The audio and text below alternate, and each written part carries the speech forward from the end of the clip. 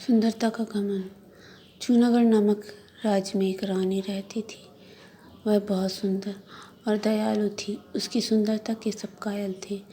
रानी की आंखें ऐसी चमकती थीं मानो उनमें महंगे रत्न जड़े हों। उसके काले घने बाल उसकी सुंदरता को 4 गुना और बढ़ा देते थे। उसकी प्रजा भी उसकी सुंदरता का बयान करती रहती थी। दिन प्रतिदिन वह अपनी सुंदरता को लेकर बहुत संवेदनशील हो गई।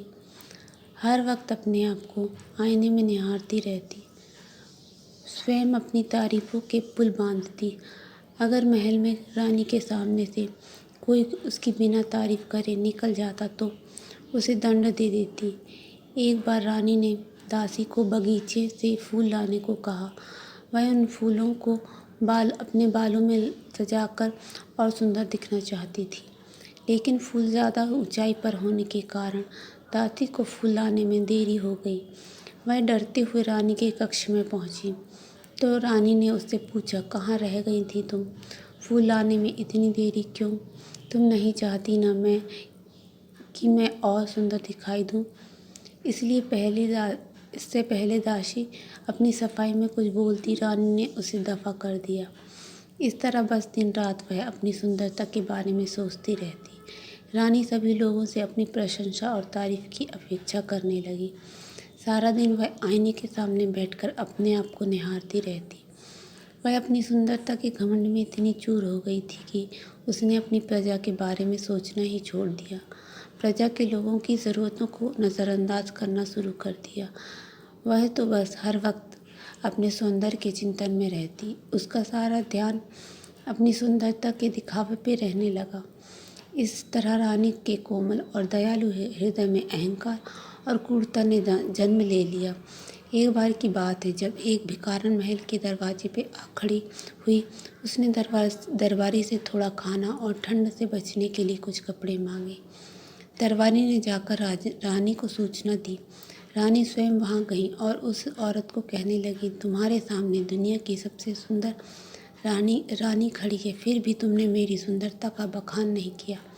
भिखारन ने कहा, सुंदरता तो मन और हमारे व्यवहार में की होती है। रानी उस महिला की बात पर हंसने लगी, पर उसने रानी के कहने के बावजूद भी उसकी प्रशंसा नहीं की। रानी को क्रोध आ गया और उसे महल से बिना कुछ दिए उसका तिरस्कार करके निकाल दिया। रात को सोते समय रानी ने सपना देखा कि धीरे धीरे उसके चेहरे पर दाग और झुर्रियाँ आ गई हैं। काले घने बाल सफ़ेद हो गए। वह बिल्कुल उस महिला की तरह दिखाई देने लगी जिसे उसने बाहर निकाला था।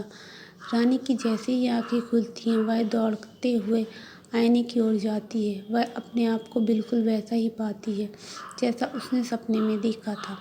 इस तरह रानी का सारा घमंड टूट गया। वह अपने आप को हमेशा अंदर बंद करके रखती। बहुत खोज और संघर्ष के बाद सिपाही को खबर मिली। उसने रानी को बताया कि दूर घने जंगल में एक विशेष फूल है जिसकी चमक से आप पहले की तरह सुंदर हो जाएंगी। रानी अपनी यात्रा के लिए निकल पड़ी। वह जंगल के रास्ते में प्रकृति के सौंदर्य को देखकर मन ही मन सोचती है, मैं अपनी सुंदरता के घमंड में इतनी चूर हो गई थी कि मैं प्राकृतिक सौंदर्य को भूल गई थी। अच्छा हुआ मेरे साथ, मुझे अपनी गलती का एहसास हुआ। एक लंबी और एक कड़ी खोज के बाद रानी को वह फूल मिल गया। वह फूल सूरज की किरणों की तरह चमक रहा था। रानी आगे बढ़कर विशेष फूल के सामने खड़ी हो गई। रानी को अपनी आंखों पर विश्वास नहीं हुआ जब उसकी बूढ़ी त्वचा एकदम पहले जैसी हो गई। राज लौटते ही रानी ने सभी से माफ़ी मांगी। उसने गरीबों को खाना और कपड़े बांटे, करों में छूट दी। इस तरह पूरी प्रजा रानी से बहुत खुश हुई। रानी ने सीख लिया, असली सुंदरता सिर्फ चेहरे की नहीं बल्कि दया, सहानुभूति और विनम्रता में है।